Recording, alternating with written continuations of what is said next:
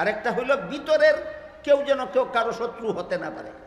অন্যায়ভাবে একই দেশের এক নাগরিক অন্যায়ভাবে আরেক নাগরিককে যেন হামলা করতে না পারে, এক নাগরিক আরেক নাগরিককে যেন আঘাত করতে না পারে, এক নাগরিক আরেক নাগরিককে যেন হত্যা করতে না পারে, এরকম নিরাপত্তার ব্যবস্থা প্রদান করা আদালত প্রতিষ্ঠার মাধ্যমে এটাও সরকারের কাছে জনগণের প্রাপ্য। সুতরাং দেশের ভিতরে যদি কোনো মজলুম কোনো জালিমের হাতে নির্যাতিত হয় আর সরকার যদি আদালতের মাধ্যমে তাকে সুবিচারের ব্যবস্থা করে না দেয়, তাহলে যত মজলুম যত অত্যাচারীর কাছে যত রকমের অত্যাচারিত হবে, সকল প্রকার জালিম দেশের সমস্ত জালিমরা যে পরিমাণ শাস্তি ভোগ করবে আল্লাহর কাছে, যে সরকারের দেশে এতগুলি জালিম তৈরি হইল সেই সরকারকে একা দেশের সমস্ত জালিমের সমপরিমাণ শাস্তি আল্লাহর দরবারে ভোগ করতে হবে। এই জন্য বলেছিলাম দেশের গদি দখল করা এটা দিল্লির লাড্ডু না, কিন্না গিল্লা লাইলেই খালাস, কিন্না গিল্লা লাইলে খালাস না। আমি বলি দেশের গদিতে যারা বসে এরা খালাসের পথে গেছে না, এরা মাছের মতো আদার দিয়া ডাকনা দেওয়া কাটাওয়ালা বড়ি গিলছে।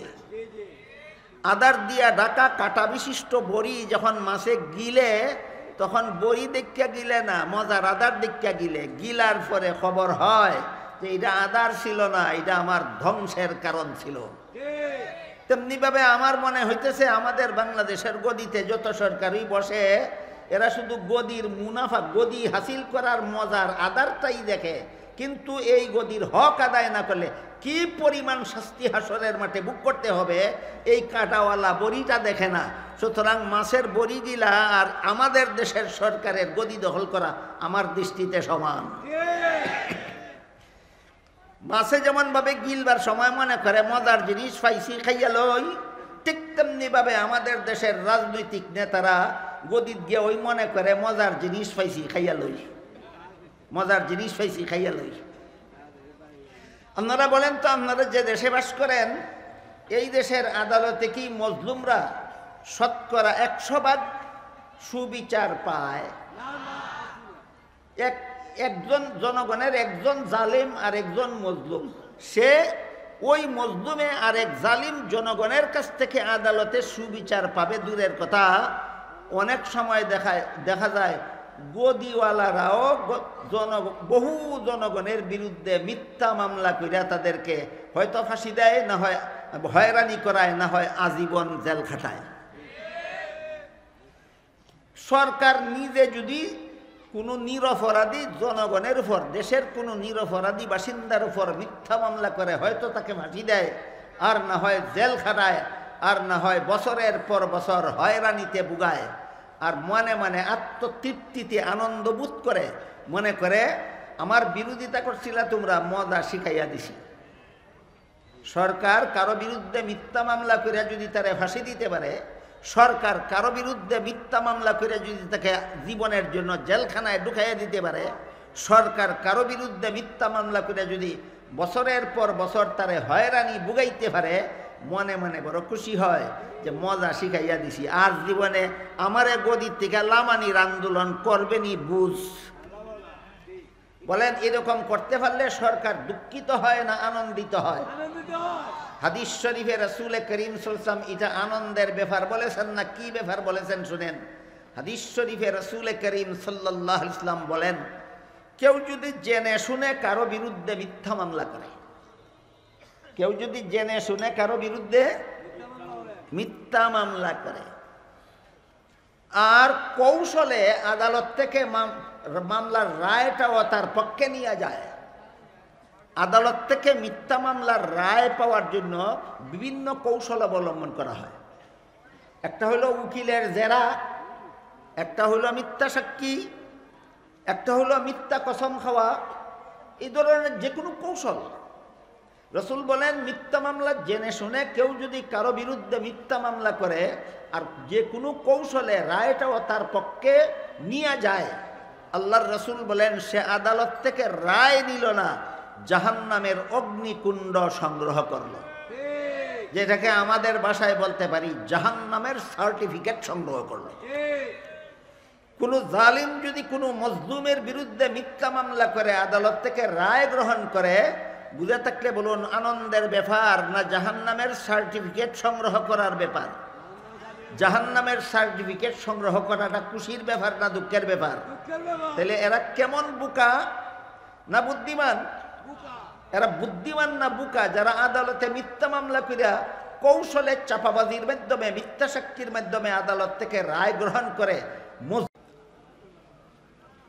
ونعوذ بالله من شرور أنفسنا ومن سيئات أعمالنا من يهده الله فلا مضل له ومن يضلله فلا هادي له ونشهد أن لا إله إلا الله وحده لا شريك له ونشهد أن سيدنا ونبينا ومولانا محمدا عبده ورسوله صلى الله تعالى عليه وعلى آله وأصحابه وبارك وسلم. أما بعد فأعوذ بالله من الشيطان الرجيم. بسم الله الرحمن الرحيم.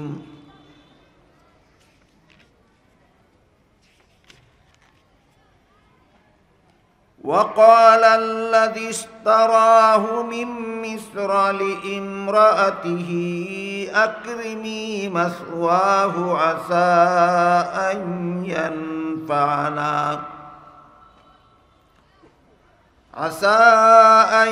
ينفعنا أو نتخذه ولدا وكذلك مكنا ليوسف في الأرض ولنعلمه من تأويل الأحاديث والله غالب على أمره ولكن أكثر الناس لا يعلمون. بارك الله لنا ولكم في القرآن العظيم ونفعنا وإياكم بالآيات والذكر الحكيم. হযরত উলামায়ে কেরাম, মুহতারাম হাজিরিন, সূরা ইউসুফের 21 নম্বর আয়াতের শেষাংশে আল্লাহ পাক রব্বুল আলামিন বলেন, ইউসুফকে আমি মিশরে প্রতিষ্ঠিত করলাম,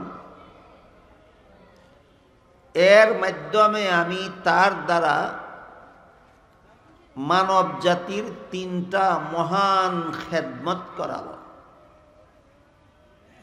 ইউসুফ আলাইহিস সালামের দ্বারা আল্লাহ মানুষের বিশেষ 3টা খেদমত আদায় করবে।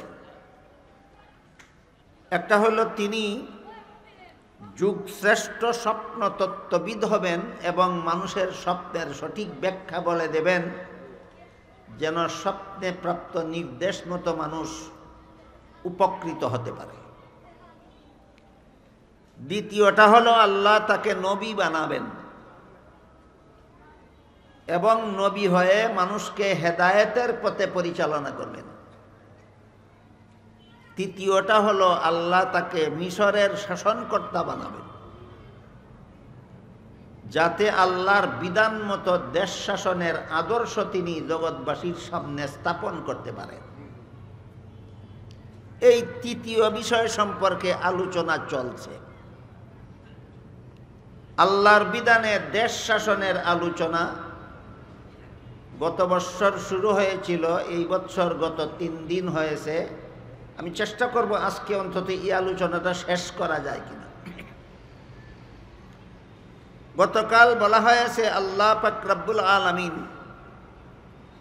পবিত্র কোরআনের এক আয়াতে বলেছেন, যারা আল্লাহর বিধানে আল্লাহর বিধান মতে দেশ শাসন করে না তারা কাফির। আর এক আয়াতে আল্লাহ বলেছেন, যারা আল্লাহর বিধান মতো দেশ শাসন করে না তারা পাপিষ্ট। কাফির কেন বললেন, পাপিষ্ট কেন বললেন, পার্থক্যটা গতকালকে পরিষ্কারভাবেই আপনাদের সামনে বলা হয়েছে। তারপরও বিষয়টা যেহেতু গুরুত্বপূর্ণ এবং কঠিন এবং জটিল, এই জন্য ব্যাপারটা নিয়ে যেন কারো মধ্যে কোনো রকমের ভুল বুঝাবুঝির সৃষ্টি না হয়, সেজন্য আজকে আমি আবারও বলে দিতে চাই যে আল্লাহর বিধান মতো যারা দেশ শাসন করে না এদেরকে আল্লাহ এক আয়াতে কাফির বলেছেন আর এক আয়াতে ফাসিক বা পাপিষ্ট বলেছেন। একই অপরাধের ব্যাপারে আল্লাহ দুই রকম পরিণতির কথা বললেন কেন?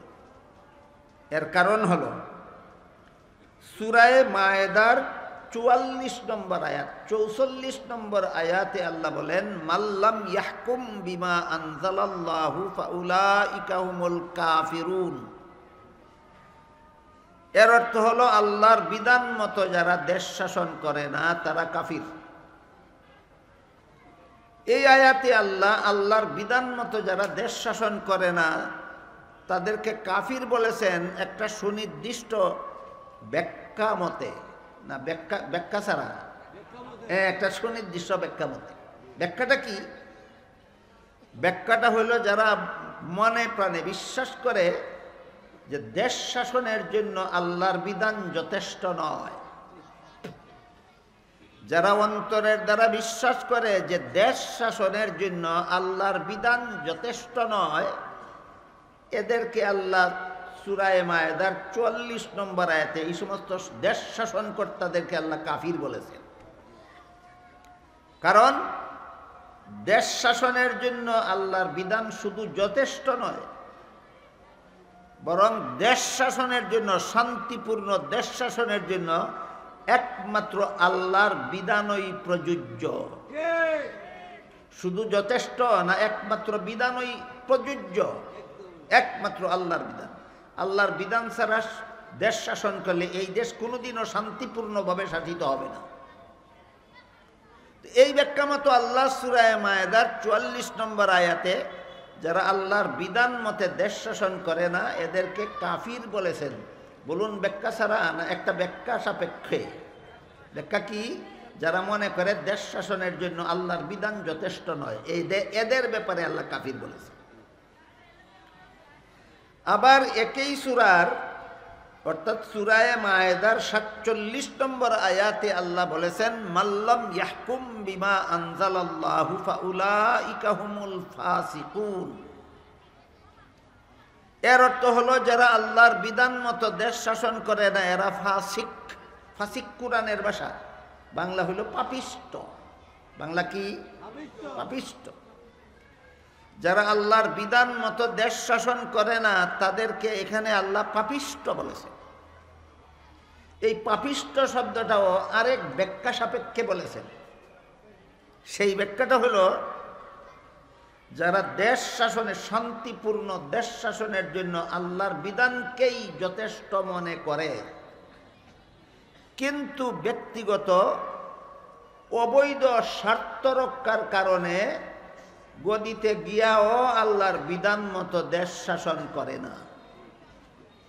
আল্লাহর বিধানে দেশ শাসনের জন্য আল্লাহর বিধান যথেষ্ট মনে করে না, না অবৈধ স্বার্থের কারণে বাস্তবায়ন করে না।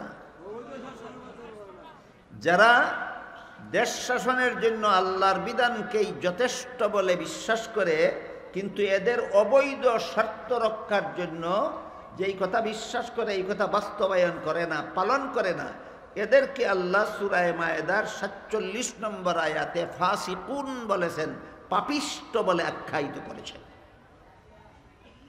যেহেতু আল্লাহ দুই ব্যাখ্যা মতো এদেরকে দুই আয়াতে দুই ধরনের পরিণতির কথা বলেছেন, তাই আমরা ঢালাওভাবে যারাই দেশ শাসন করে না এদেরকেই কাফির বলবো না। যারাই গদিতে গিয়া আল্লাহর বিধান মতে দেশ শাসন করে না ঢালাওভাবে এদের সবাইকে আমরা কাফির বলবো না। কেন জানতে হবে? এদেরকে জিজ্ঞাসা করতে হবে, তুমি কি শান্তিপূর্ণ দেশ শাসনের জন্য আল্লাহর বিধানকে যথেষ্ট মনে করো না? যদি জবাবে বলে না, আল্লাহর বিধানকে দেশ শাসনের জন্য যথেষ্ট মনে করি না, তখন অবশ্যই এরা ৪৪ নম্বর আয়াতের ঘোষণা মতো কাফির সাব্যস্ত হবে। বিষয়টা কি আমি আপনাদেরকে বোঝাতে পারতেছি?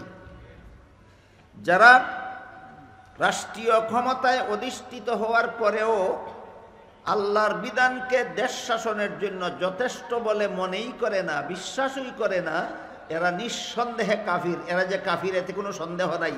এদেরকে কাফির বলেছেন আল্লাহ নিজে সূরা মায়েদার ৪৪ নম্বর আয়াতে।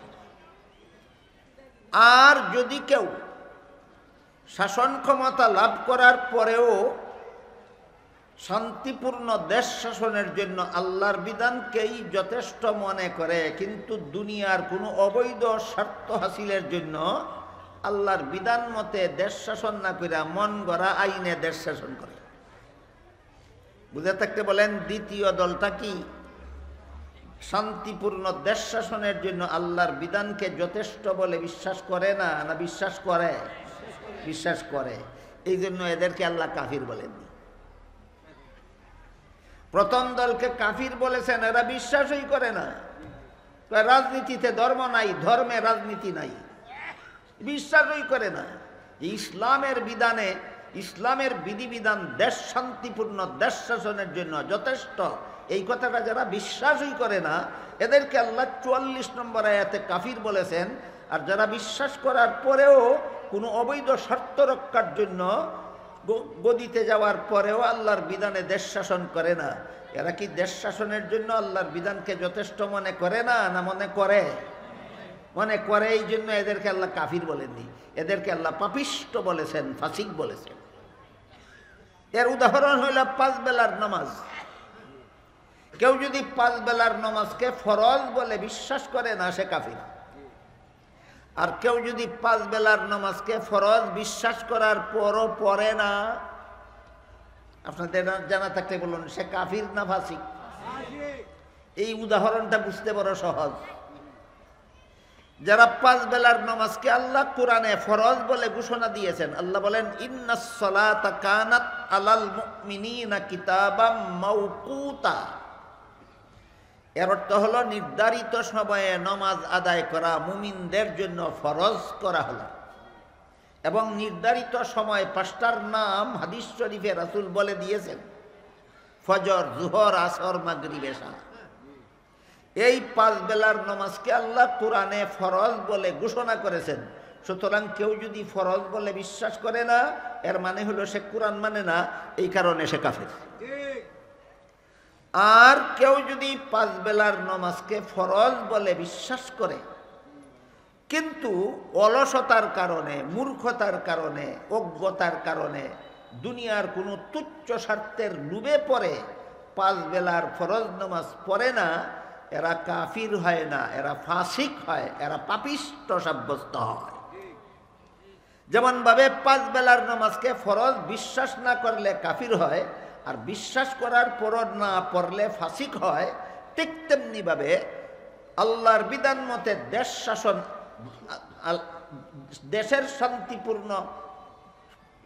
শান্তিপূর্ণ দেশ শাসনের জন্য আল্লাহর বিধানকে যথেষ্ট বলে বিশ্বাস না করলে কাফির হয়। আর বিশ্বাস করার পরও যদি আল্লাহর বিধান মতো দেশ শাসন করে না, তাইলে কাফির হয় না, ফাসিক হয়, পাপিষ্ট হয়। গেল ২ আয়াতে এদেরকে আল্লাহ ২ ধরনের পরিণতির কথা বললেন কেন? এক আয়াতে বলেছেন এরা কাফির, আর এক আয়াতে বলেছেন এরা ফাসিক। বলুন তো, যে ব্যাখ্যায় কাফির বলেছেন সেই ব্যাখ্যায় ফাসিক, না ভিন্ন ভিন্ন ব্যাখ্যা? এই হইল ভিন্ন ভিন্ন ব্যাখ্যা।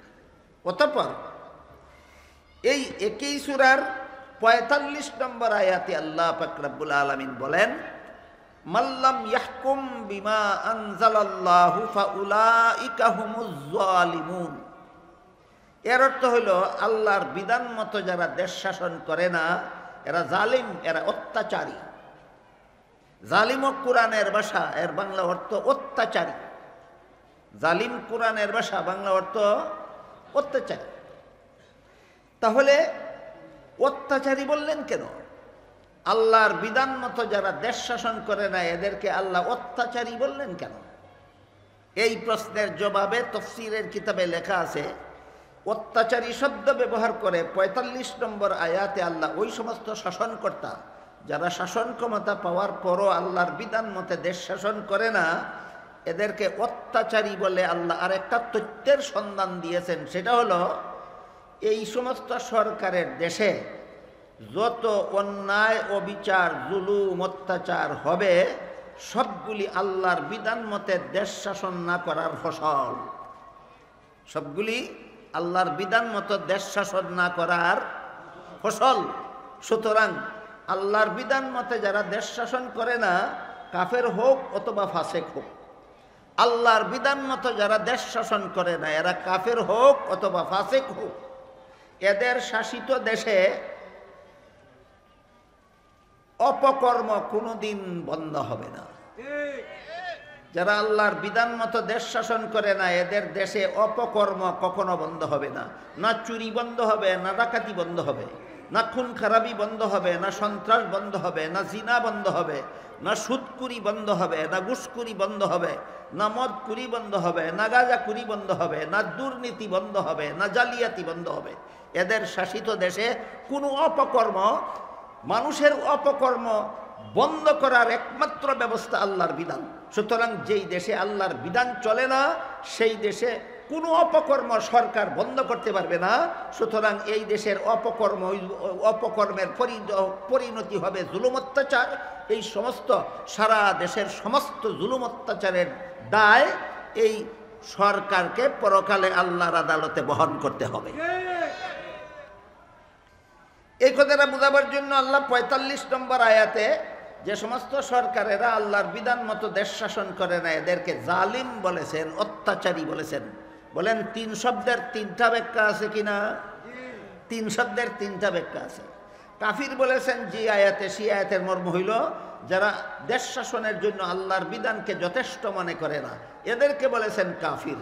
ফাসিক বলেছেন ওই সমস্ত শাসকদেরকে যারা দেশ শাসনের জন্য আল্লাহর বিধানকেই যথেষ্ট মনে করে কিন্তু তার অবৈধ স্বার্থ রক্ষার জন্য বিধান মতো দেশ শাসন করে না, এদেরকে বলেছেন ফাসিক বা পাপিষ্ট।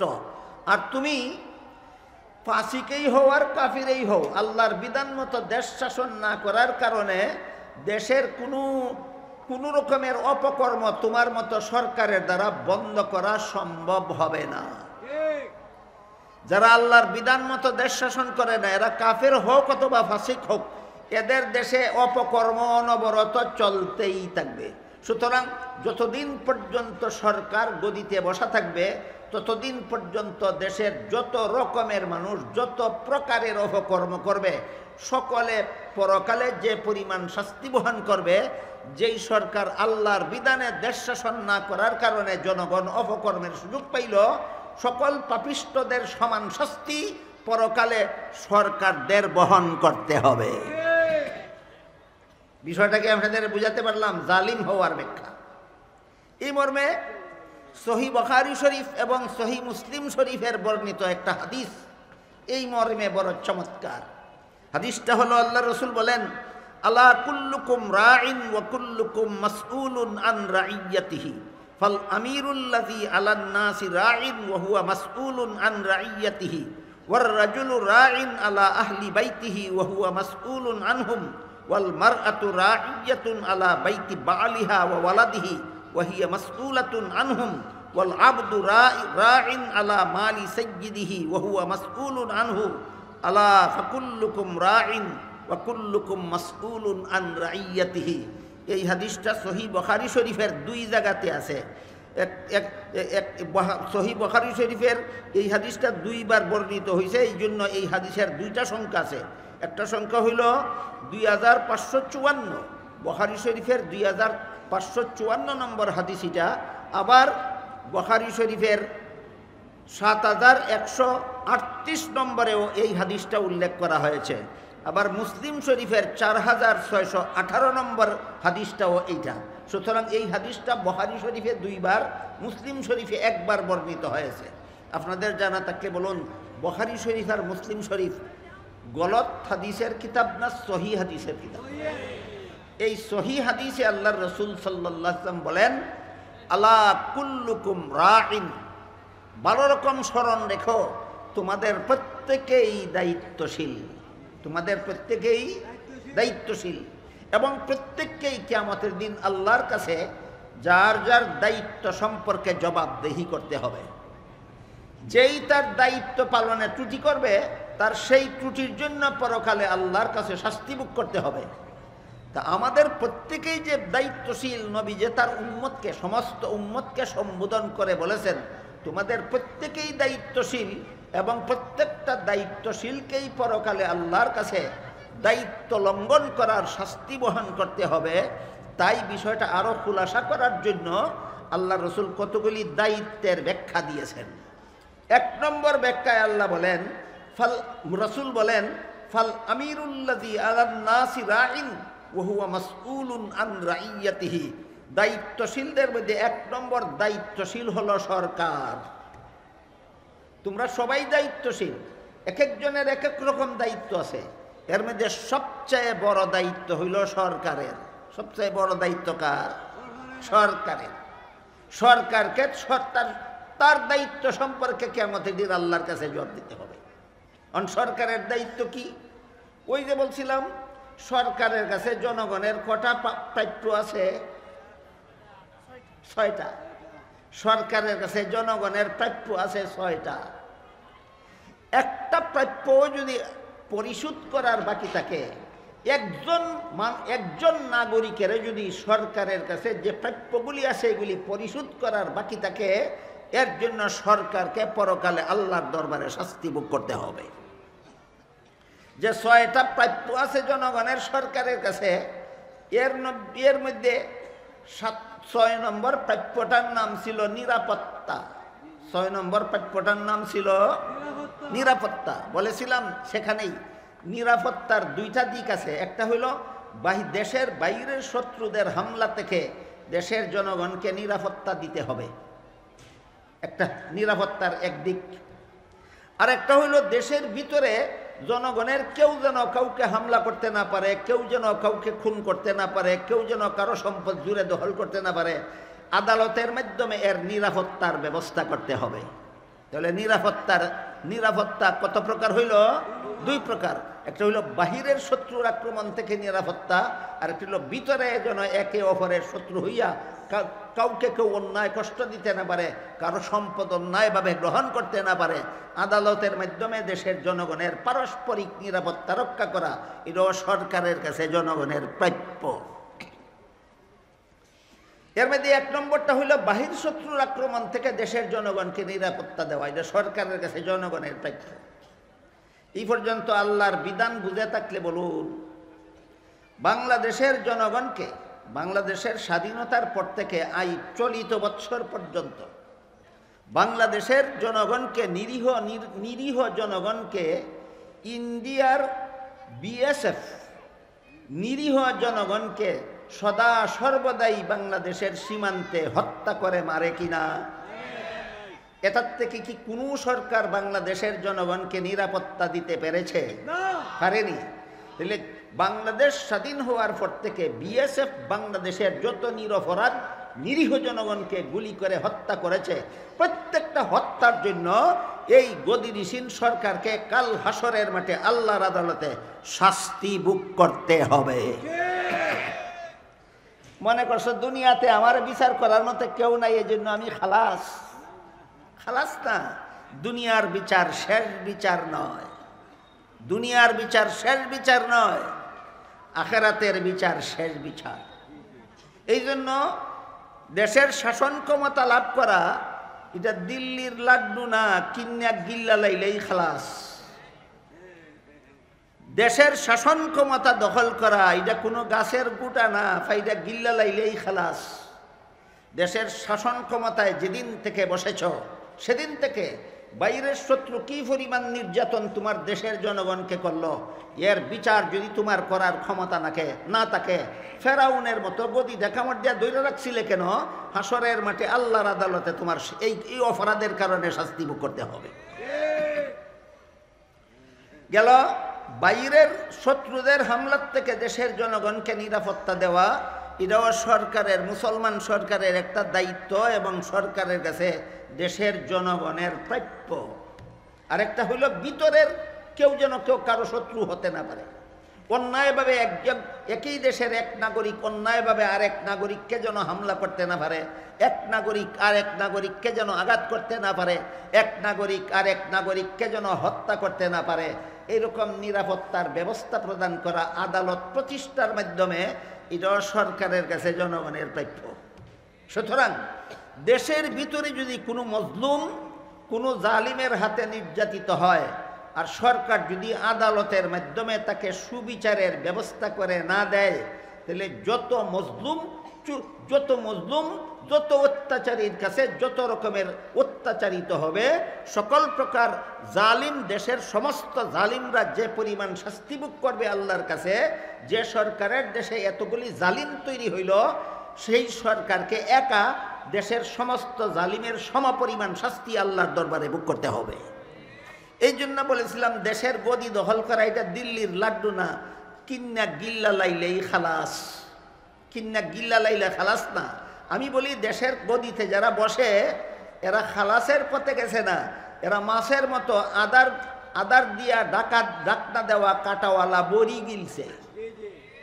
আদার দিয়া ডাকা কাটা বিশিষ্ট বড়ি যখন মাছে গিলে তখন বড়ি দেখা গিলে না, মজার আদার দেখা গিলে, গিলার পরে খবর হয় যে এটা আদার ছিল না, এটা আমার ধ্বংসের কারণ ছিল।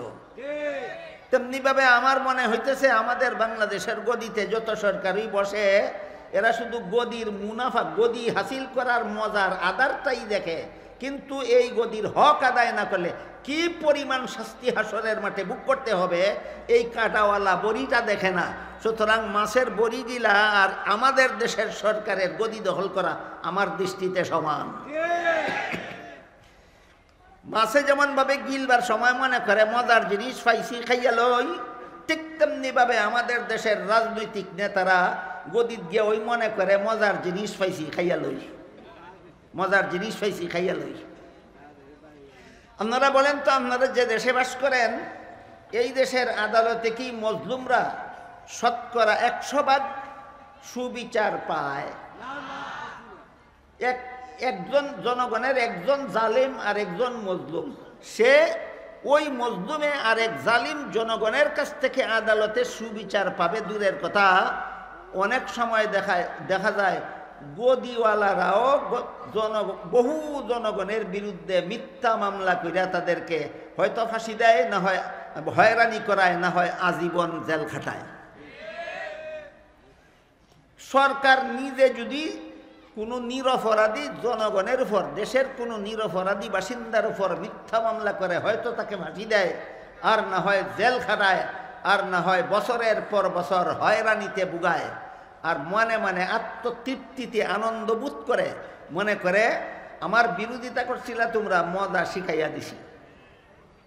সরকার কারো বিরুদ্ধে মিথ্যা মামলা করে যদি তারে ফাঁসি দিতে পারে, সরকার কারো বিরুদ্ধে মিথ্যা মামলা করে যদি তাকে জীবনের জন্য জেলখানায় ঢুকাইয়া দিতে পারে, সরকার কারো বিরুদ্ধে মিথ্যা মামলা করে যদি বছরের পর বছর তারে হয়রানি বুগাইতে পারে, মনে মনে বড় খুশি হয় যে মজা শিখাইয়া দিছি, আর জীবনে আমারে গদির থেকে লামানির আন্দোলন করবেনি বুঝ।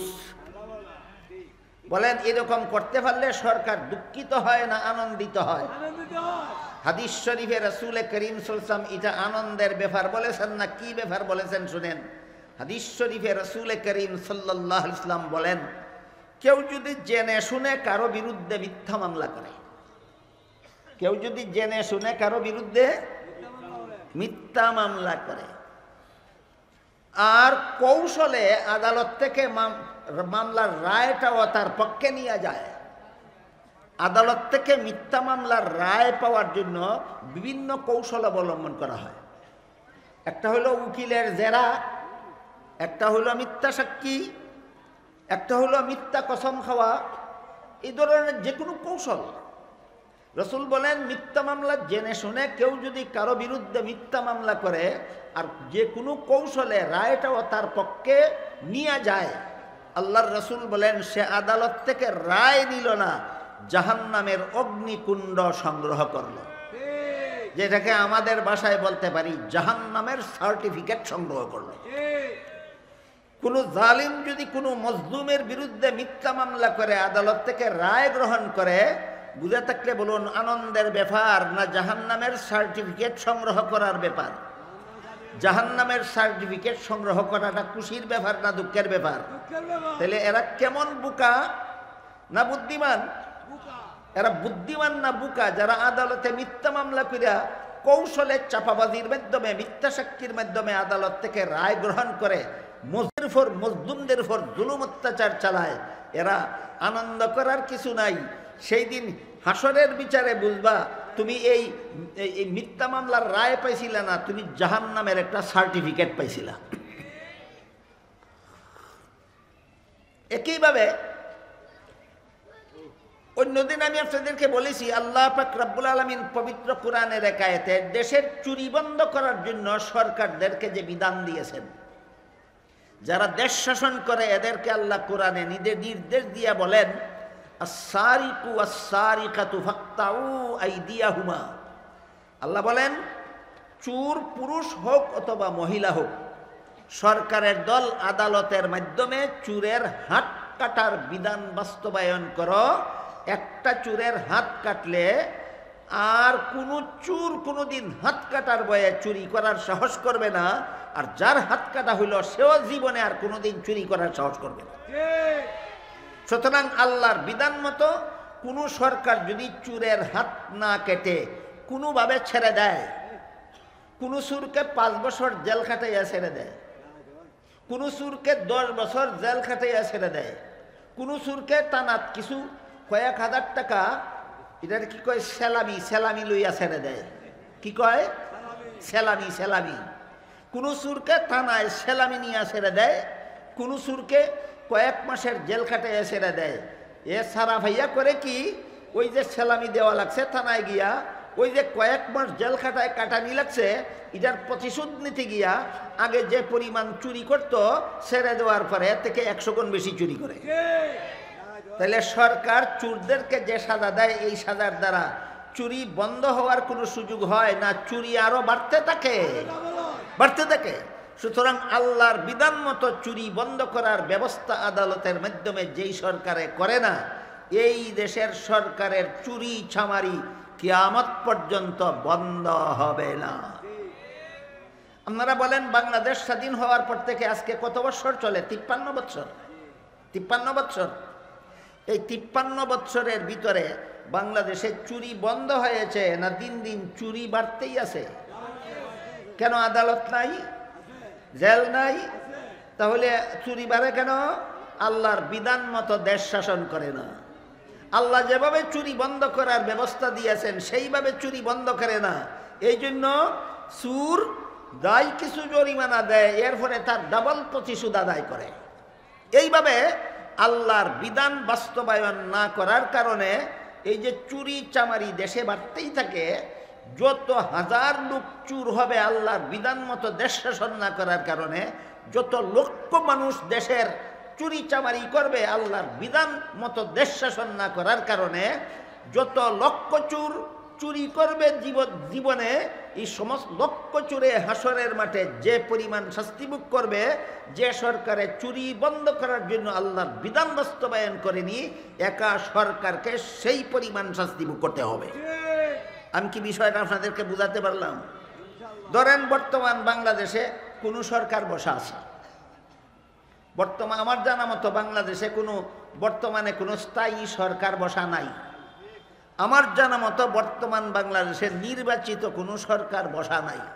আমরা আপাতত ধরে নেই বর্তমান বাংলাদেশে কোনো একজন সরকার বসা আছে, তার প্রতি আল্লাহর নির্দেশ আছে দেশের চুরি বন্ধ করার জন্য আমি আল্লাহ কোরআনে এই বিধান দিলাম। তিনি যদি চোরদের এই বিধান বাস্তবায়ন না করার কারণে তার শাসন আমলে যদি 50 লক্ষ মানুষ বাংলাদেশে চুরি চামারি করে থাকে, তাহলে হাসরের বিচারে আল্লাহর দরবারে 50 লক্ষ চোরের যে শাস্তি ভোগ করতে হবে, একা সরকারকে 50 লক্ষ চোরের সমান শাস্তি ভোগ করতে হবে। আমি কি আপনাদেরকে বুঝাতে পারলাম? যে সরকারের আমলে দেশে 50 লক্ষ মানুষের চুরি করলো, এই 50 লক্ষ চুরের যে শাস্তি হবে হাসরের দিন, একা সরকারকে 50 লক্ষ চুরের সমান শাস্তি ভোগ করতে হবে হাসরের দিন। কেন? আল্লাহ রসুল বলেন, ওয়াহুয়া মাসউলুন আন রাইয়াতিহি, গদিতে যে বইছ, যদি আল্লাহর বিধান মতো শান্তিপূর্ণভাবে দেশ শাসন না করো, তাহলে দেশের যত জনগণে শান্তি ভঙ্গকারী যত অপরাধ করবে, সমস্ত অপরাধের সমান শাস্তি একা গদিওয়ালাকে ভোগ করতে হবে। আমি কি রসুলের হাদিসের অংশটা আপনাদেরকে বুঝাতে পারলাম? আরেকটা উদাহরণ দিই, শুনেন। জিনা বন্ধ করার জন্য, সমাজের জিনা বন্ধ করার জন্য, দেশের জিনা বন্ধ করার জন্য আল্লাহ পাক রব্বুল আলামিন কোরআনে বিধান দিয়া বলেন, আয-যানিয়াতু ফাজ-যানি ফাজলিদু কুল্লা ওয়াহিদিম মিনহুমা মিআতা জালদা। এর মর্মার্থ হলো, আল্লাহ কোরআনে বলেন, জিনাকারিনী পুরুষ অথবা জিনাকার নারী যদি অবিবাহিত হয় আর উভয়েই যদি নিজের ইচ্ছায় জিনা করে থাকে, জিনার শাস্তির জন্য যে শাস্তিটা এখানে আল্লাহ বলে দিয়েছেন, এই শাস্তির জন্য দুইটা শর্ত আছে। এক নম্বর শর্ত হইল, জিনাকারিনী নারী আর জিনাকার পুরুষ যদি অবিবাহিত হয়। আর একটা শর্ত হইল, যদি নিজের ইচ্ছায় জিনা করে থাকে, তাহলে আল্লাহ বলেন সরকারেরা আদালতের মাধ্যমে জিনাকার পুরুষ এবং জিনাকারিনী নারী উভয়কে 100 বেত্রাঘাত করো। কোরআনের কথাটা বুঝা থাকলে বলুন, দেশের জিনা বন্ধ করার জন্য আল্লাহ কোরআনে কোনো ব্যবস্থা দেননি।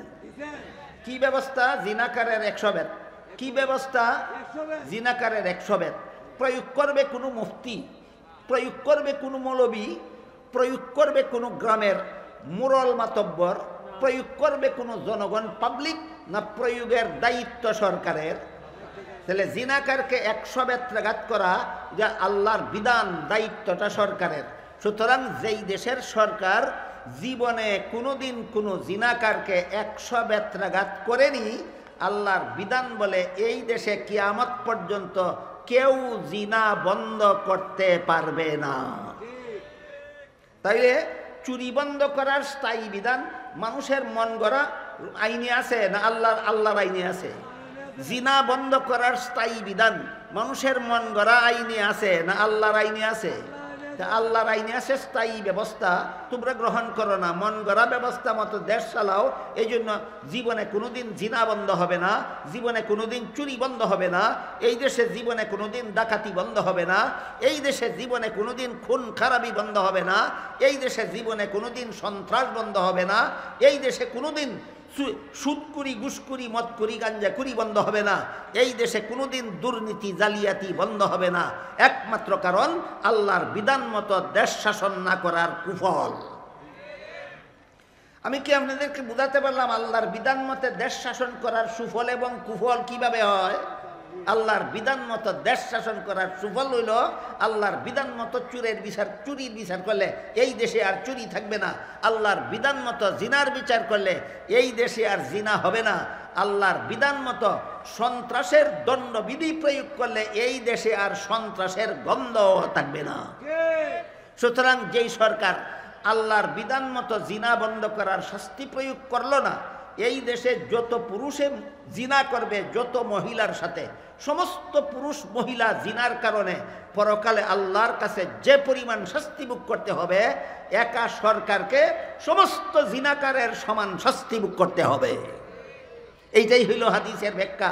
রসুল বলেছেন, তোমরা যারা দেশের সরকার, তোমরা সমস্ত দেশবাসী সম্পর্কে কিয়ামতের দিন আল্লাহর কাছে জবাব দিতে হবে। আমি কি আপনাদেরকে বুঝাতে পারলাম সরকারকে দেশবাসী সম্পর্কে আল্লাহর কাছে কি জবাব দিতে হবে?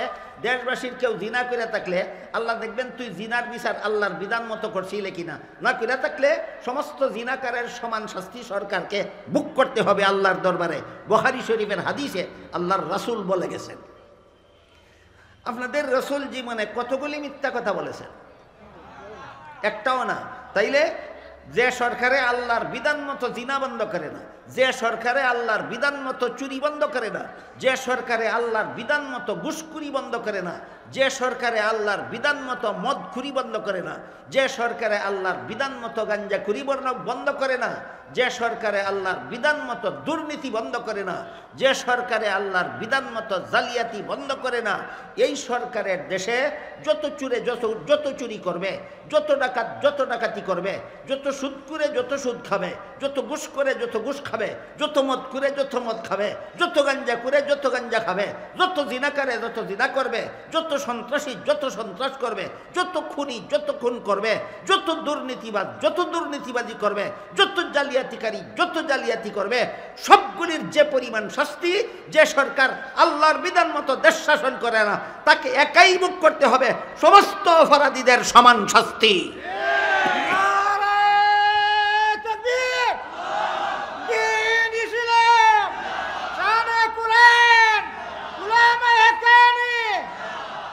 মুহতারাম হাজিরিন, এই জন্য আমি বলেছিলাম কোনো আন্দোলন করে দেশের গদিটা দখল করে ফেললেই দিল্লির লাড্ডু গিলে ফেলে সব মনে করবা না। আল্লাহর বিধান মতে যদি চুরি বন্ধ করার ব্যবস্থা না করো, তোমার দেশের সকল চোরের সমান শাস্তি তোমাকে হাসরের দিন মুখ করতে হবে। আল্লাহর বিধান মতে যদি জিনা বন্ধ করার ব্যবস্থা না করো, দেশের সকল জিনাকারের সমপরিমাণ শাস্তি তোমাকে কিয়ামতের দিন আল্লাহর কাছে মুখ করতে হবে। আপনারা কি মনে করেন কোরআনে শুধু চুরি আর জিনা বন্ধ করার বিধানই আল্লাহ দিয়েছেন, আর কোনো বিধান নাই? তো কোরআনে কি পরিমাণ বিধান আছে এই ব্যাপারে আল্লাহ পাক রব্বুল আলামিন বলেন, আল-ইয়াউমা আকমালতু লাকুম দীনাকুম ওয়া আতমামতু আলাইকুম নি'মাতি ওয়া রাদিতু লাকুমুল ইসলাম দীনা। আজকে আমি তোমাদের ইসলামের বিধিবিধান পরিপূর্ণ করে দিলাম। বিগত কয়েকদিনে আমি আপনাদেরকে বারবার বলেছি, এই পরিপূর্ণতার সংক্ষিপ্ত সার হলো সর্বযুগের সর্বলোকের সব সমস্যার সমাধান। আল্লাহ যে ইসলামের বিধিবিধান পরিপূর্ণ করে দিয়েছেন তার সংক্ষিপ্ত ব্যাখ্যা কি? সর্বযুগের সর্বলোকের সব সমস্যার সমাধান। সুতরাং রাষ্ট্রীয় জীবনে শান্তিপূর্ণভাবে দেশ শাসনের যত বিধিবিধানের দরকার সমস্ত বিধিবিধান আল্লাহ কোরআনে প্রদান করেছেন। আজকে মাত্র দুইটা উদাহরণ আপনাদের শুনাইলাম যে চুরি বন্ধ করার জন্য সরকারকে আল্লাহ কোরআনে কি বিধান প্রয়োগ করার কথা বলেছেন, জিনা বন্ধ করার জন্য সরকারকে আল্লাহ দেশের জিনা ব্যভিচার বন্ধ করার জন্য কোন বিধান প্রয়োগ করার নির্দেশ আল্লাহ কোরআনে দিয়েছেন, ঠিক তেমনিভাবে সন্ত্রাস বন্ধ করার জন্য সরকারের প্রতি আল্লাহর দেওয়া কোনো বিধান নাই। আছে কথাটা আপনারা বুঝলেন কিভাবে?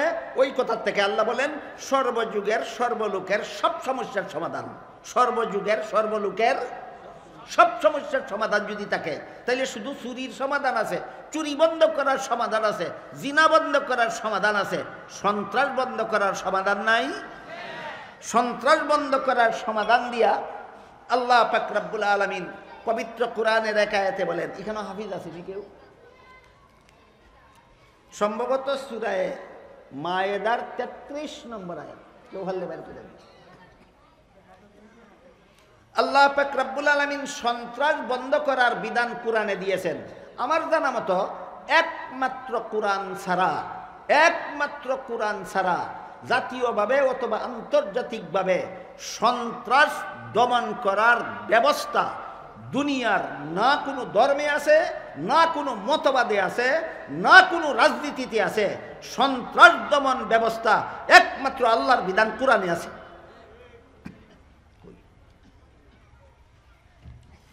সন্ত্রাস দমন ব্যবস্থা দিয়ে আল্লাহ সূরা মায়েদার 33 নম্বর আয়াতে বলেন, ইন্নামা জাযাউল্লাযীনা ইউহারিবুনাল্লাহা ওয়া রাসূলাহু ওয়া ইয়াসআউনা ফিল আরদি ফাসাদান আন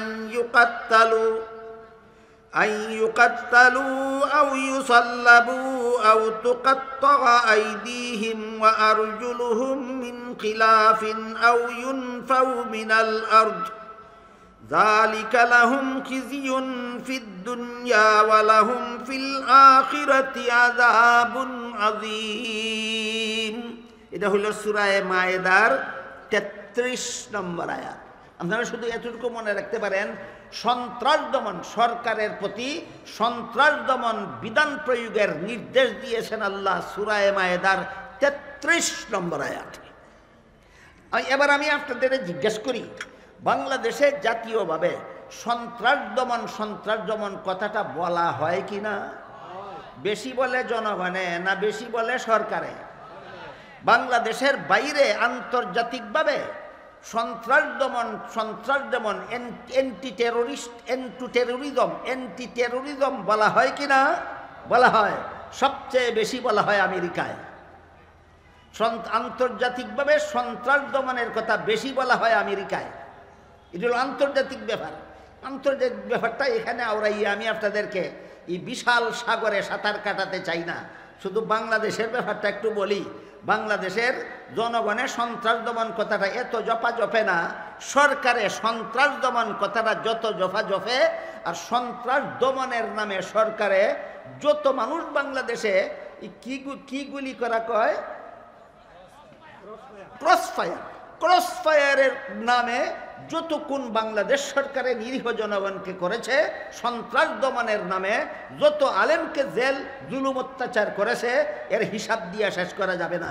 অথচ গুড়ার ডিমও জানে না সন্ত্রাস কারে কয়।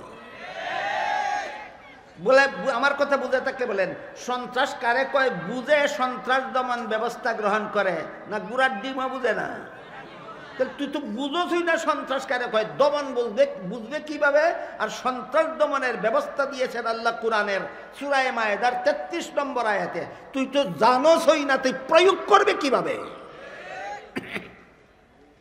এই জন্য আমি আপনাদেরকে একটু সংক্ষেপে আগে এই টেরোরিজমের ডেফিনেশনটা বলতে চাই, সন্ত্রাসের সংজ্ঞা বলতে চাই। সন্ত্রাস কাকে বলে? আমি চ্যালেঞ্জ করলাম, বাংলাদেশের যদি গদিতে অতীতে যারা গেছিল, বর্তমানে যারা যাওয়ার জন্য অপেক্ষায় আছে, জিজ্ঞেস করুন সন্ত্রাস কাকে বলে। কমপ্লিট কোনো ডেফিনেশন দিতে পারবে না, কারণ জানে না। আল্লাহ কোরআনে শিক্ষা দিচ্ছেন সন্ত্রাস কাকে বলে, এবং কোরআনে শিক্ষা দিচ্ছেন দমন করার ব্যবস্থা কি। ঠিক তেমনিভাবে আন্তর্জাতিক পর্যায়ে যত সন্ত্রাস দমনের নামে যত মানব হত্যা, নিরীহ মানুষ হত্যা চলেছে, এরা গুড়ার ডিম জানে না সন্ত্রাস কারে কয়, বরং এরাই সন্ত্রাসী। আমেরিকার সন্ত্রাসী বাহিনী সন্ত্রাস দমনের নামে সারা বিশ্বে কি পরিমাণ হত্যাযজ্ঞ চালিয়েছে, এর হিসাব দিয়া সারা রাতে শেষ করার মতো নয়। অথচ বর্তমান দুনিয়াতে সবচেয়ে বড় বিশ্ব সন্ত্রাসী কোনো রাষ্ট্র যদি থাকে, সেটার নাম হলো আমেরিকা। বর্তমান দুনিয়াতে সবচেয়ে বড় জঘন্যতম সন্ত্রাসী দেশটার নাম আমেরিকা। সন্ত্রাস দমনের নামে ইরাকে হামলা চালিয়েছে, সন্ত্রাস দমনের নামে আফগানিস্তানে হামলা চালিয়েছে, সন্ত্রাস দমনের নামে সারা বিশ্বের মুসলিম দেশগুলির বিরুদ্ধে যুদ্ধ বিগ্রহ লাগাইয়েই রাখছে এই বিশ্ব সন্ত্রাসী আমেরিকা। আর সবগুলি করে তাকে কিসের নামে? সন্ত্রাস দমনের নামে। সবগুলি হত্যাযজ্ঞ চালিয়ে থাকে কিসের নামে? সন্ত্রাস দমনের নামে।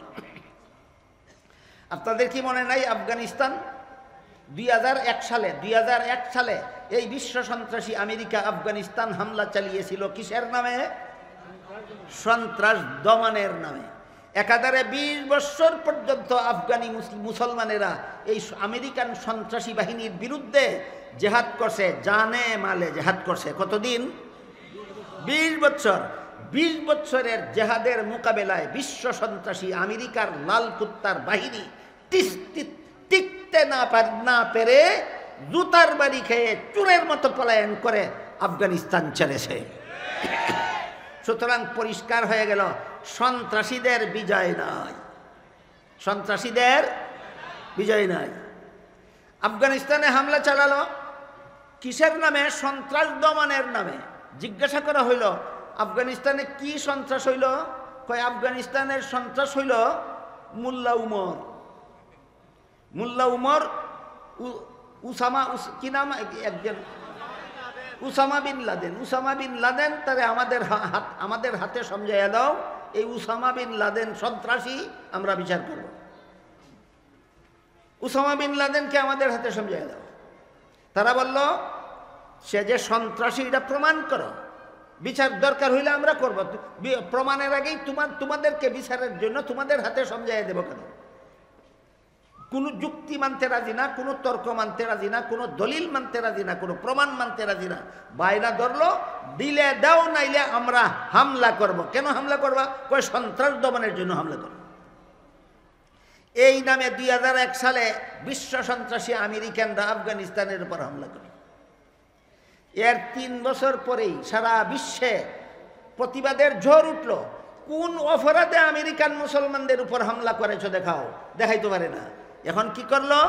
3 বছরের পরবর্তী 3 বছর পরেই ইরাকের মুসলমানদের উপর হামলা করে বসলো এই বিশ্ব সন্ত্রাসী আমেরিকা। ইরাকের মুসলমানদের উপর কোন অজুহাতে হামলা করলো? বলল তৎকালীন ইরাকের প্রেসিডেন্ট সাদ্দাম মানবতা বিধ্বংসী অস্ত্র আবিষ্কার করেছে। মানবতা বিধ্বংসী অস্ত্র কয় ওই সমস্ত অস্ত্রকে যেই অস্ত্র যুদ্ধের ময়দানে ব্যবহার করলেও শুধু যোদ্ধারা মরে না, দেশের নিরীহ জনগণ মরে, ছাপ হয়ে যায়। এই কারণে আন্তর্জাতিক আইনে এইরকম গণবিধ্বংসী অস্ত্র তৈরি করা নিষিদ্ধ। এমন নিষিদ্ধ অস্ত্র তুমি তৈরি করেছ, অভিযোগ দিল ইরাকের প্রেসিডেন্ট সাদ্দামের বিরুদ্ধে। সাদ্দাম বলল কোথায় তৈরি করেছি দেখাও, আমি দেখাতে পারলে আমি শাস্তি বহন করব। বলে দেখাবো না। কি করতে চাও? হামলা করব। কেন? সন্ত্রাস দমনের জন্য। কোথায়? সন্ত্রাসের তো কোনো অস্তিত্ব নাই। গায়ের জোরেই হামলা করে বসলো। 2004 সালে ইরাকের উপর হামলা করে বসলো। সেখান থেকে জুতা পেটা খেয়ে ইরাক থেকে বিতাড়িত হয়েছে এই বিশ্ব সন্ত্রাসী আমেরিকা। এরপরে আমেরিকা বিদায় হওয়ার পরে আমেরিকা সাদ্দামকে ঈদুল আজহার রাত্রে আমেরিকার দালালেরা, এক প্রকার নামদারি মুসলমান খ্রিস্টানের দালাল, আমাদের দেশেও আছে, এই দালালেরা ইরাকের প্রেসিডেন্ট সাদ্দামকে ফাঁসি কাস্তে ঝুলিয়েছিল একমাত্র সন্ত্রাসের অভিযোগে। অথচ সন্ত্রাসের কোনো নামগন্ধও সেখানে পাওয়া যায় না। যখন আবার সারা বিশ্বে প্রতিবাদ উঠল, কোন অপরাধে সাদ্দাম ইরাকের উপর আমেরিকান বাহিনী হামলা করলো, আমরা তো কোনো যুক্তি খুঁজে পাই না। তখন করছে কি? 2004 সালের 11 সেপ্টেম্বরে খ্রিস্টানেরা যুক্তি পরামর্শের মাধ্যমে বাংলাদেশের জার্মান দূতাবাসে একটা আন্তর্জাতিক সেমিনারের আয়োজন করেছিল।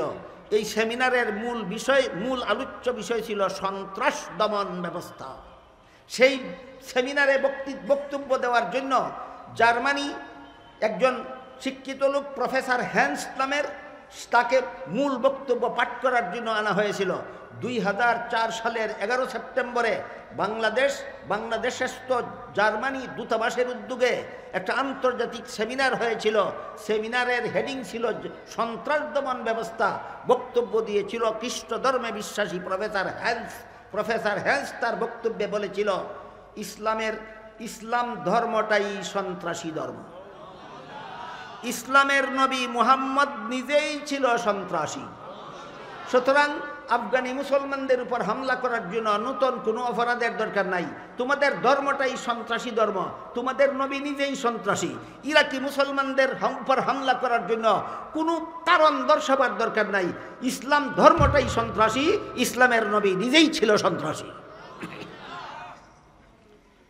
আপনাদের দোয়ায়, আল্লাহর মেহেরবানিতে আমি তখন থেকে সারা বিশ্বের যে কোনো দেশে গিয়েছি সন্ত্রাসের কমপ্লিট ডেফিনেশন বলে দিয়েছি। এইটার নাম হইল সন্ত্রাস।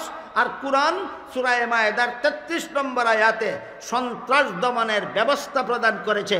সুতরাং সারা বিশ্বে সন্ত্রাস দমনের নামে লাল কুত্তার দল যে মুসলমানের হত্যাযজ্ঞ চালিয়েছে, এটা সন্ত্রাস দমন নয়, সন্ত্রাস দমনের নামে সন্ত্রাস পরিচালনা করা। সংক্ষেপে কিছু বলে ফেলেছি, সময় নষ্ট হয়ে গেল। আপনাদের মূল কথার দিকে যাই। আমি আপনাদেরকে বলতে চাই, যে কোনো দেশ শাসনের জন্য আল্লাহর পক্ষ থেকে শুধু চুরি দমনের বিধান দেওয়া হয়নি, শুধু জিনা দমনের বিধান দেওয়া হয়নি, শুধু খুন খারাপি দমন করার বিধান দেওয়া হয়নি, শুধু সন্ত্রাস দমনের বিধান দেওয়া হয়নি। সকল প্রকার অপরাধ বন্ধ করার বিধান দুনিয়ার আর কোনো ধর্মে নাই, দুনিয়ার আর কোনো ইজমে নাই, দুনিয়ার আর কোনো মতবাদে নাই, দুনিয়ার কোনো রাজনৈতিক থিওরিতে নাই। সকল প্রকার অপরাধ বন্ধ করে শান্তিপূর্ণ দেশ শাসনের বিধান আছে একমাত্র ইসলামে, একমাত্র কোরআনে। তাই উদাহরণস্বরূপ আজকে শুধু জিনা বন্ধ করার কি বিধান আল্লাহ কোরআনে দিয়েছেন বলেছি। আজকে শুধু চুরি বন্ধ করার বিধান সরকারকে, কি বিধানের দ্বারা চুরি বন্ধ করবে সরকার, এর উদাহরণ দিয়েছি। আরেকটা উদাহরণ দিয়ে আজকের মতো কথা শেষ করি, অসমাপ্ত কথা আগামীকাল বলবো। সেটা হলো সন্ত্রাস দমনের বিধান আল্লাহ পাক রব্বুল আলামিন কোরআনে দিয়েছেন। কোরআন ছাড়া দুনিয়ার কোনো, না রাজনৈতিক কোনো মতবাদে সন্ত্রাস দমনের ব্যবস্থা আছে, না কোনো পলিটিক্যাল লিডারের কাছে সন্ত্রাস দমনের ব্যবস্থা আছে, না কোনো দেশের সরকারের কাছে সন্ত্রাস দমন ব্যবস্থা আছে, না বিশ্ব সন্ত্রাসী আমেরিকার কাছে সন্ত্রাস দমন ব্যবস্থা আছে। সন্ত্রাস দমনের বিধান আল্লাহ পাক রব্বুল আলামিন সূরা মায়েদার 33 নম্বর আয়াতে প্রদান করেছেন। তাহলে সন্ত্রাস দমন ব্যবস্থাটা কোরআনে আল্লাহ কি দিলেন সেটা বোঝার আগে বুঝতে হবে সন্ত্রাসের পরিপূর্ণ সংজ্ঞা, টেরোরিজমের কমপ্লিট ডেফিনেশন পরিপূর্ণভাবে বুঝতে হবে আমাদের। সন্ত্রাস কাকে বলে? সূরা মায়েদার 33 নম্বর আয়াতের ব্যাখ্যায় মুফাসসিরিনে কেরাম তাফসীরের কিতাবে লিখেছেন, 3টা জিনিসের সমষ্টির নাম সন্ত্রাস। কটা জিনিসের সমষ্টির নাম? 3টা জিনিসের সমষ্টির নাম সন্ত্রাস। 3টা কাজ একত্র হইলে সন্ত্রাস হয়। এই 3টা কাজ পৃথক পৃথক থাকলে সন্ত্রাস হয় না। 3 কাজের প্রথম কাজ হইল দলবদ্ধতা। সুতরাং একা কেউ সন্ত্রাস করতে পারে না। বুঝে তাকে বলেন একা একা সন্ত্রাস হয় না দল বেঁধে সন্ত্রাস হয়? যে 3 কাজের দ্বারা সন্ত্রাস হয় এর প্রথম কাজ হইল দলবদ্ধতা, 2 নম্বর কাজ হইল অস্ত্রের ব্যবহার। খালি হাতে কেউ সন্ত্রাস করতে পারে না। আপনারা এখানে একা বসেছেন না দলবদ্ধ? তাইলে কি আপনারাই সন্ত্রাসী? না। কেন? আপনাদের অস্ত্র নাই। আমি বিশ্বাস করি আপনারা এখানে অস্ত্র নিয়ে আসেননি, অস্ত্র নেওয়ার কোনো দরকারও এখানে নাই, এখানে খালি হাতে এসেছেন, সুতরাং আপনারা সন্ত্রাসী নন। 2 নম্বর কাজ হইল অস্ত্রের ব্যবহার। 3 নম্বর কাজ হইল নির্দোষের উপর হামলা। দল বেঁধে অস্ত্র নিয়ে নির্দোষের উপর হামলা করার নাম সন্ত্রাস। দল বেঁধে অস্ত্র নিয়ে নির্দোষের উপর হামলা করার নাম সন্ত্রাস। দল বেঁধে অস্ত্র নিয়ে নির্দোষের উপর হামলা করার নাম সন্ত্রাস। এবার বলেন তো বাংলাদেশে কেউ দল বেঁধে অস্ত্র নিয়ে নির্দোষের উপর হামলা করে কিনা? হ্যাঁ, এইটার নাম হইল সন্ত্রাস। এই সন্ত্রাস প্রথমত 2 প্রকার, একটা জাতীয় সন্ত্রাস, একটা আন্তর্জাতিক সন্ত্রাস। সন্ত্রাস প্রথমত কত প্রকার? 2 প্রকার, একটা জাতীয় সন্ত্রাস আর একটা আন্তর্জাতিক সন্ত্রাস। উভয়টাই আবার 2 প্রকার। জাতীয় সন্ত্রাসটাও 2 প্রকার, আন্তর্জাতিক সন্ত্রাসটাও 2 প্রকার। জাতীয় সন্ত্রাসের 2 প্রকার হইল, একটা হইল অস্ত্র সন্ত্রাস আর একটা হইল তথ্য সন্ত্রাস। আন্তর্জাতিক সন্ত্রাসও 2 প্রকার, একটা অস্ত্র সন্ত্রাস আর একটা তথ্য সন্ত্রাস। সুতরাং সর্বমোট সন্ত্রাসের সংখ্যা হইল 4 প্রকার। জাতীয় অস্ত্র সন্ত্রাস, জাতীয় তথ্য সন্ত্রাস, আন্তর্জাতিক অস্ত্র সন্ত্রাস, আন্তর্জাতিক তথ্য সন্ত্রাস। আমরা আজকে অথবা আগামীকাল, আজকে আমাদের এই বছরে এই সম্মেলনে আন্তর্জাতিক সন্ত্রাস সম্পর্কে আলোচনা করতে যাব না। যৎসামান্য ইঙ্গিত আপনাদেরকে দিলাম আফগানিস্তান আর ইরানের সন্ত্রাসী হামলার ব্যাপারে। এছাড়া আর আন্তর্জাতিক সন্ত্রাসের আলোচনায় আমরা যাচ্ছি না, আমরা জাতীয় সন্ত্রাসের আলোচনায় যাচ্ছি। জাতীয় সন্ত্রাস 2 প্রকার, একটা অস্ত্র সন্ত্রাস, একটা তথ্য সন্ত্রাস। অস্ত্র সন্ত্রাস কাকে বলে? দল বেঁধে অস্ত্র নিয়ে নির্দোষের উপর শারীরিকভাবে যদি হামলা করা হয় এটার নাম অস্ত্র সন্ত্রাস। দল বেঁধে অস্ত্র নিয়ে নির্দোষের শরীরের উপর যদি হামলা করা হয় বা ভূখণ্ডের উপর যদি হামলা করা হয় এটার নাম অস্ত্র সন্ত্রাস। আর শরীরের উপর হামলা নয়, ভূখণ্ডের উপর হামলা নয়, দল বেঁধে অস্ত্র নিয়ে নির্দোষ ধর্মের উপর, নির্ভেজাল ধর্মের উপর যদি মিথ্যা অপবাদ আরোপ করা হয় এটার নাম তথ্য সন্ত্রাস। একটা দল অস্ত্রের বলে সত্য ধর্ম ইসলামের বিরুদ্ধে মিথ্যা অপবাদ রটায়, এটা অস্ত্র সন্ত্রাস না তথ্য সন্ত্রাস? তথ্য সন্ত্রাস।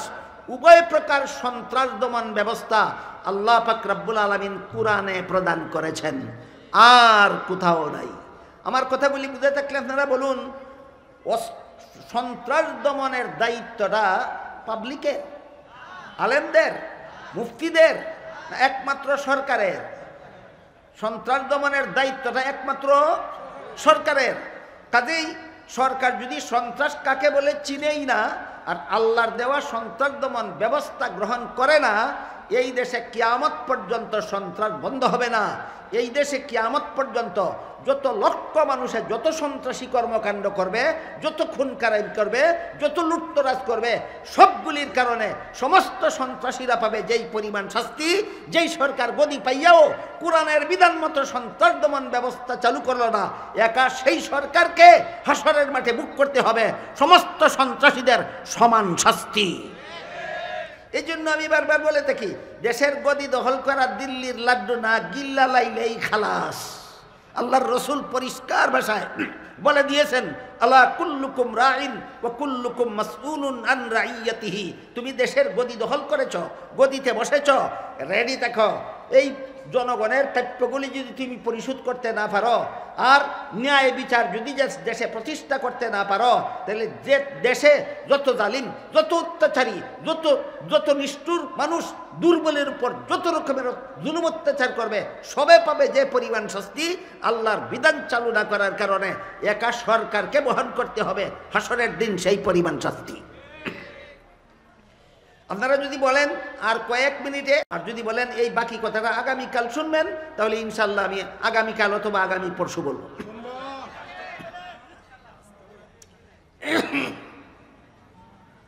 দেখুন, একটু বুঝে শুনে বলুন, কিছুটা কঠিন হবে। কি দেশ শাসন করা কি খুব সোজা নাকি মনে করেন? এটা কি এর বই পড়ার মতো দেশ শাসন ব্যবস্থা? না, একটু কঠিন আছে, একটু কঠিন আছে। এতক্ষণ বলেছি সন্ত্রাসের ডেফিনেশন। সন্ত্রাস কাকে বলে? দল বেঁধে অস্ত্র নিয়ে নির্দোষের উপর হামলা করার নাম সন্ত্রাস। এটা দমন করার দুইটা ব্যবস্থা আছে, একটা প্রাথমিক ব্যবস্থা, একটা চূড়ান্ত ব্যবস্থা। এবার বলুন, জাতীয় সন্ত্রাস দমনের কটা ব্যবস্থা আছে? দুইটা, একটা প্রাথমিক, একটা চূড়ান্ত। একটা প্রাথমিক, একটা চূড়ান্ত। প্রাথমিক ব্যবস্থার একটা প্রেক্ষাপট আছে, একটা বিশেষ অবস্থার প্রেক্ষাপটে আল্লাহ পাক রব্বুল আলামিন সূরা মায়েদার 33 নম্বর আয়াত নাযিল করে। মুহাম্মদুর রাসূলুল্লাহ সাল্লাল্লাহু আলাইহি ওয়াসাল্লাম যখন রাষ্ট্রপ্রধান ছিলেন, তখন তার কাছে আয়াত নাযিল করে প্রাথমিক পর্যায়ের জাতীয় সন্ত্রাস দমন ব্যবস্থা আল্লাহ প্রদান করেছেন পবিত্র কোরআনের সূরা মায়েদার 33 নম্বর আয়াতে। কি প্রেক্ষাপট ছিল? প্রেক্ষাপটটা এই ছিল, বাহরাইন নামের একটা দেশ আছে, মিডিল ইস্টের মধ্যে বিভিন্ন দেশের একটা দেশের নাম আছে বাহরাইন। এই বাহরাইন থেকে কিছু অমুসলিম মুহাম্মদুর রাসূলুল্লাহ সাল্লাল্লাহু আলাইহি ওয়াসাল্লামের খেদমতে মদিনা শরীফে হাজির হয়েছিল। হাজির হয়ে তারা নবীর কাছে আরজ করেছিল, আমরা সরল মনে মুসলমান হতে এসেছি, আমাদেরকে কলেমা পড়িয়ে মুসলমান বানিয়ে দিন। আল্লাহর রসুল তাদেরকে কলেমা পড়িয়ে মুসলমান বানালেন। বলুন, তাদেরকে কোনো চাপ সৃষ্টি করা হয়েছিল না তারা স্বেচ্ছায় ইসলাম গ্রহণ করেছিল? স্বেচ্ছায় ইসলাম গ্রহণ করেছিল। তারা ইসলাম গ্রহণ করার পরে নবীজিকে বলল, আমরা যারা এসেছি আমরা সবাই একটা পেটের পীড়ায় ভুগতেছি দীর্ঘদিন যাবৎ, কোনো চিকিৎসায় এই পেটের পীড়া সারে না। আপনার কাছে কোনো ব্যবস্থা থাকলে দয়া করে আমাদেরকে ব্যবস্থাটা বলে দিন। রাসূল করিম সাল্লাল্লাহু আলাইহি ওয়াসাল্লাম তাদেরকে বললেন, তোমরা মদিনা নামক শহরের বাইরে গিয়ে দেখো, এই মরুভূমিতে আমার একজন রাখাল আছে, সে উটের রাখালি করে দিনে রাতে সেখানে থাকে, সেখানেই তাদের থাকা খাওয়ার ব্যবস্থা আছে। তোমরা গিয়ে উটের রাখালের সাথে কিছুদিন অবস্থান করো, উটের রাখালের সাথে কিছুদিন উটের রাখালি করো, এবং নিয়মিত প্রতিদিন উটের দুধ পান করবে, আর সাথে কিছু উটের পেশাবও পান করবে। এখানে আর একটা প্রশ্ন জাগে, ইসলামী শরীয়তে তো যে কোনো জীবজন্তুর পেশাব পান করা হারাম, রাসূল রুগীদেরকে এমন একটা হারাম কাজের নির্দেশ দিলেন কিভাবে? এই প্রশ্নের জবাব হাদিসের ব্যাখ্যায় লেখা আছে। যদি কোনো বিজ্ঞ চিকিৎসক, মুহাম্মদুর রাসূলুল্লাহর চেয়ে বিজ্ঞ বড় কোনো চিকিৎসক দুনিয়াতে হতে পারে না। এই কথাটা যদি কেউ বুঝতে চান, তিব্বে নববী নামে একটা কিতাব আছে, এটা বাংলা অনুবাদও হয়েছে, পরে দেখবেন। সুতরাং এই প্রশ্নের সমাধান হইল, বিজ্ঞ চিকিৎসক যদি বলেন অমুক রোগীর চিকিৎসার জন্য অমুক হারাম জিনিস ব্যবহার করা ছাড়া আর কোনো ব্যবস্থা নাই, তখন চিকিৎসার জন্য যে পরিমাণ হারাম জিনিস ব্যবহার করার নির্দেশ দিবেন চিকিৎসক, সেই পরিমাণ হারাম জিনিস ব্যবহার করা জায়েজ। সুতরাং রাসূল একটা হারাম কাজের নির্দেশ দিচ্ছেন না এদের জন্য, এদের চিকিৎসার জন্য সেটা জায়েজ ছিল। রসুলের নির্দেশক্রমে এই বাহরাইন থেকে আগত নৌ মুসলিমের দল মদিনার বাইরে গিয়া রাখালকে খুঁজে বের করলো, রাখালকে নবীর নির্দেশের কথা বলল, রাখালের সাথে নিয়মিত খাওয়া দাওয়া করে, রাত্রে থাকে এবং উটের রাখালি করে এবং প্রতিদিন উটের দুধ পান করে এবং উটের কিছু পেশাব পান করে। এর দ্বারা তারা সম্পূর্ণরূপে পেটের পীড়ার থেকে সুস্থ হয়ে গেল। বলেন, রসুলের বাতায়ে দেওয়া চিকিৎসা ব্যবস্থা বিফল গেল না 16 আনা সফল? তাহলে রাসূল চিকিৎসা বিজ্ঞানেও মহাবিজ্ঞানী ছিলেন, রাসূল চিকিৎসা বিজ্ঞানেও মহাবিজ্ঞানী ছিলেন, সেটা ভিন্ন আলোচনা, আমি সেদিকে যাচ্ছি না। সুস্থ হওয়ার পরে তারা কাণ্ডটা কি করলো শুনুন। এরা সুস্থ হওয়ার পরে ওই যে রাখালের সাথে এতদিন থাকলো, এটা রসুলের নিয়োজিত রাখাল, রসুল তারে নিযুক্ত করে দিয়েছেন, ওইখানে উটের রাখালি করতো। এই যে রাখালের সাথে থাকলো, খাইলো, যে রাখালের সাথে রাখালি করলো, যে রাখালের সাথে থেকে উটের দুধ পান করে সুস্থ হইল, উটের পেশাব পান করে সুস্থ হইল, এই রাখালের 4 হাত পা কেটে দিল, 4টা পা কেটে দিল যেন পলাইতে না পারে, 2টা পা কেটে দিল যেন পলাইতে না পারে, 2টা হাত কেটে দিল যেন আঘাত সামলাতে না পারে। এরপরে খেজুর গাছের কাটা নিয়ে কুচিয়ে কুচিয়ে তার 2টা চক্ষু খুলে ফেলল, এরপরে তার গলা কেটে হত্যা করে ফেলল। তারপরে এই যে সমস্ত উটের রাখালি ওই রাখাল ছেলে করত, সবগুলি উট নিয়ে যেই বাহরাইন থেকে তারা এসেছিল সেই বাহরাইনের পথে পলায়ন করার জন্য রওনা হইয়া গেল। ইতিমধ্যে এই হত্যাকাণ্ডের খবর মদিনা শরীফের শহরের ভিতরে রসুলের কাছে পৌঁছল। রাসূল করিম সাল্লাল্লাহু আলাইহি ওয়াসাল্লাম সংবাদ পাওয়া মাত্রই একদল অশ্বারোহী সাহাবায়ে কেরামদেরকে পাঠিয়ে দিলেন, এদেরকে গ্রেফতার করে নিয়ে আসো। সাহাবায়ে কেরাম এদেরকে মধ্য রাস্তায় গিয়া ঘেরাও করলেন এবং উট সহ সমস্ত সন্ত্রাসীদেরকে গ্রেফতার করে রসুলের কাছে হাজির করে দিলেন। এরপর এর কথা বোঝার আগে এবার বলুন, বাহরাইন থেকে একটা লোক এসেছিল না একদল? রাখালের হাত পা কেটেছিল হাতের দ্বারা না অস্ত্রের দ্বারা? এরপরে রাখাল দোষী ছিল না নির্দোষ? এবার বলুন, দল বেঁধে অস্ত্র নিয়ে নির্দোষের উপর হামলা, 3 জিনিস পাওয়া গেল কিনা? তাহলে এই কাফেলার লোক সন্ত্রাসী, কাফেলার লোক সন্ত্রাসী। সর্বোপরি তারা যেই অপরাধটা করেছিল, যেই কলেমা পরে ইসলাম গ্রহণ করেছিল, সেই কলেমা বর্জন করে তারা মুরতাদ হয়ে গিয়েছিল। একদিক দিয়ে মুরতাদ হইল, অপর দিক দিয়ে সন্ত্রাসী হামলা করে রাখালকে হত্যা করলো, অপরদিকে উটের পালকে অপহরণ করে নিয়ে গেল। সাহাবায়ে কেরাম সবাইকে গ্রেফতার করে রসুলের দরবারে হাজির করলেন। এর আগে রসুলের আদালতে সন্ত্রাসের কোনো বিচারের মোকদ্দমা আসেনি। এই রসুলের শাসন আমলে রসুল কতদিন দেশ শাসন করেছিলেন? 10 বছর। হিজরত করে মদিনা যাওয়ার পরবর্তী 10 বছর রসুল একটা দেশের প্রধান শাসনকর্তা ছিলেন, ভুলে গেলে হবে না। রসুল 53 বছর বয়সে হিজরত করে মদিনা শরীফ গিয়েছিলেন, সেখানে একটা ইসলামী রাষ্ট্র প্রতিষ্ঠা করেছিলেন। জীবনের শেষ 10 বছর সেই রাষ্ট্র তিনি শাসন করেছিলেন। তার শাসন আমলে এই সর্বপ্রথম সন্ত্রাসী মোকদ্দমা দায়ের হইল, সন্ত্রাসীদের বিচারের মোকদ্দমা দায়ের হইল। এর আগে কোনো সন্ত্রাসীর বিরুদ্ধে কোনো মোকদ্দমাও রসুলের আদালতে দায়ের হয়নি এবং সন্ত্রাস দমন ব্যবস্থাও এর আগে আল্লাহ কুরআনে নাজিল করেননি। যখন সর্বপ্রথম এই সন্ত্রাসী কাফেলা রসুলের আদালতে হাজির হলো এবং এদেরকে কি বিচার করা যায়, আগের থেকে রসুল কাছে কোনো ওহী ছিল না। আল্লাহ পাক রব্বুল আলামিন তখন রসুলের আদালতে সন্ত্রাসীদের দমন ব্যবস্থা দিয়ে আল্লাহ সূরা মায়েদার 33 নম্বর আয়াত নাজিল করেন। এ হইল কোরআনের সন্ত্রাস দমন ব্যবস্থার আইন নাজিলের, আয়াত নাজিলের প্রেক্ষাপট। আমি ইনশাল্লাহ আগামীকাল বলবো এই আয়াতে আল্লাহ সন্ত্রাস দমনের কি ব্যবস্থা প্রদান করেছিলেন এবং রসুল কিভাবে সন্ত্রাস দমন ব্যবস্থা প্রয়োগ করেছিলেন। আজকে শুধু এতটুকু কথা জিজ্ঞাসা করি, আল্লাহ শুধু দেশ শাসনের বেলায় চুরি বন্ধ করার বিধান দিয়েছেন, জিনা বন্ধ করার বিধান দিয়েছেন, খুন বন্ধ করার বিধান দিয়েছেন, না সন্ত্রাস দমনের বিধানও কোরআনে দিয়েছেন? সুতরাং যেই দেশের সরকার আল্লাহর দেওয়া বিধান মতো সন্ত্রাস দমন করবে না, তার পরিণতি হবে 2টা। 1 নম্বর, এই দেশে কিয়ামত পর্যন্ত সন্ত্রাস বন্ধ হবে না। 2 নম্বর, এই দেশের সমস্ত সন্ত্রাসীরা পরকালে যে পরিমাণ শাস্তি ভোগ করবে, একা সরকারকে সমস্ত সন্ত্রাসীদের সমান শাস্তি ভোগ করতে হবে। কেন? আল্লাহর রাসূল বলেছেন, আলা কুল্লুকুম রাইন ওয়া কুল্লুকুম মাসউলুন আন রাইয়াতিহি। দেশের সরকার হইছ, দেশের সমস্ত জনগণের অপরাধের সমান শাস্তি একা তোমাকে ভোগ করতে হবে। আল্লাহ আপনাদেরকে আমাদেরকে বুঝার তৌফিক দান করুন, আমিন।